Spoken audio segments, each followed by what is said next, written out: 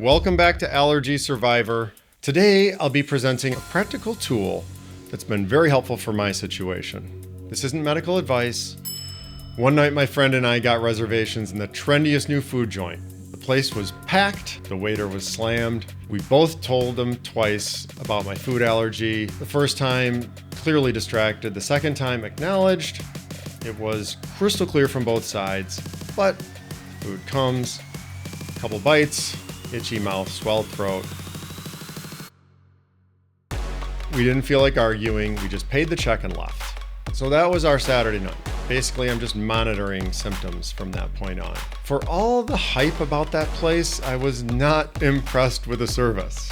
My friend really wasn't in the mood for jokes. I ruined the Saturday night. They were really ticked off at the waiter. Nobody wanted him to lose his job, but come on. My symptoms were mild that night, but if I had died, I wouldn't want to spend my last moments resenting some random server, thinking about how I can avoid this from happening again. How to avoid these situations altogether. I've worked at a lot of restaurants. As many of you know, it's hard, unrelenting work. The people that are there serving your food are the ones that showed up. There's people that call in, there's people that don't show up. And the ones that are there are picking up the slack. It's intense, and mistakes are made. It's best that we don't know sometimes what's going on behind the scenes. They're doing the best they can with what they have. There's a lot of moving parts and a lot to deal with. I'm not making excuses, I'm being realistic. Our waiter that night screwed up big time and needs to understand the consequences of what could happen from a mistake like that. It could have been really bad. At the same time, instead of focusing on blame, I'm looking for solutions. I can tell you story after story of ridiculous mistakes that I've suffered from. There's countless stories where they got it right. Regardless, if your approach is hammering your point home with the server, like, I don't care how explicit and dire you make it, how you phrase it, I see that as a lose-lose situation. I recommend a different approach. From my experience, for all the mistakes I've suffered from, to my knowledge, not once was the error made in the kitchen. Instead of putting your life in a busy waiter's hands, reach out directly to the source. Servers really seem to appreciate this. I'm removing the burden from their shoulders, instead taking responsibility for myself and communicating directly with the chef. My allergies are somewhat complicated, so I eat peanuts and almonds all the time, but other tree nuts can kill me. So let's rewind to when I used to try and convey this through a conversation with a server. There's a typical conversation. Hi. Yes, I would like to order the pasta. I do have a severe food allergy, so if you could just let me know what nuts are in the dish. I can eat some of them, but others are off limits. I'd really appreciate it. So you have a tree nut allergy?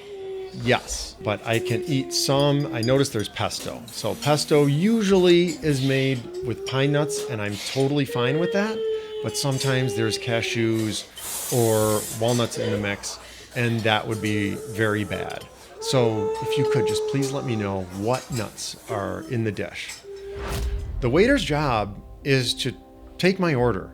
Instead, I'm asking him to launch an inquiry and report back to me.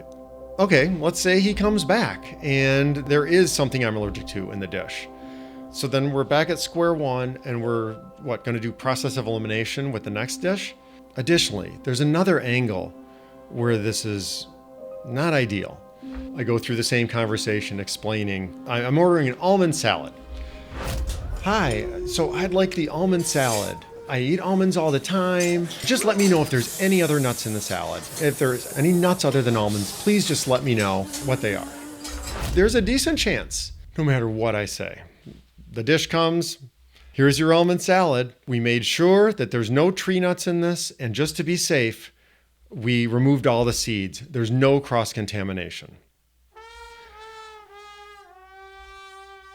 That's overcaution, which is better than the opposite.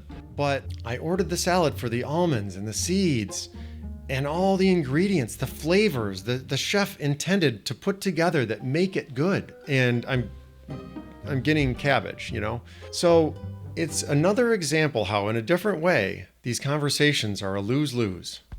What I use, and people seem to universally appreciate, is my list of allergies with 2 columns. Green is good, red is bad. The kitchen, which is way less likely to make a mistake, can see what foods are welcome and what to avoid. It's understandable that they're always going to want to err on the side of caution. They don't want to accidentally hurt somebody with a mistake, get chewed out, lose their job. I'm putting in writing what I want to put in the dish, as well as what to avoid. I'm taking responsibility. I'm putting in writing. I'm on the hook if anything goes wrong. There's proof. I'm saying put peanuts in the dish, so I'm taking responsibility for it. It's a great way to bypass what could be a game of telephone, keeping them small and portable.